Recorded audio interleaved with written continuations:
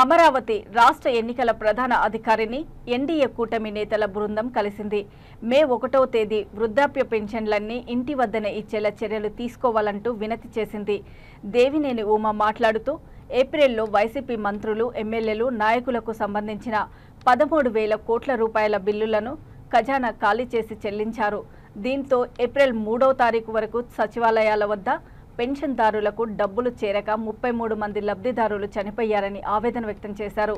Chief secretary Jawahar Reddy దురుద్దేశపూర్వకంగా వైసీపీ పార్టీకి లబ్ధి చేయాలని కొమ్ము కాస్తున్నారని అన్నారు.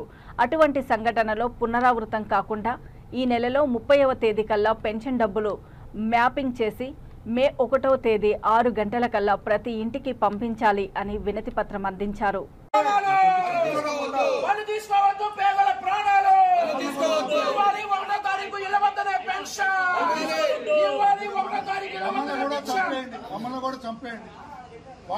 ఇక్కడ ఉన్న పోలీసులందరికీ కూడా తల్లిదండ్రులు, వృద్ధులు ఉన్నారు.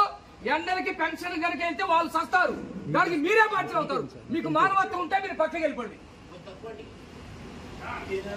నశించాలి సీఎస్ గారి మొండి వైఖరి, నశించాలి సీఎస్ గారి మొండి వైఖరి, ఇంటి వద్ద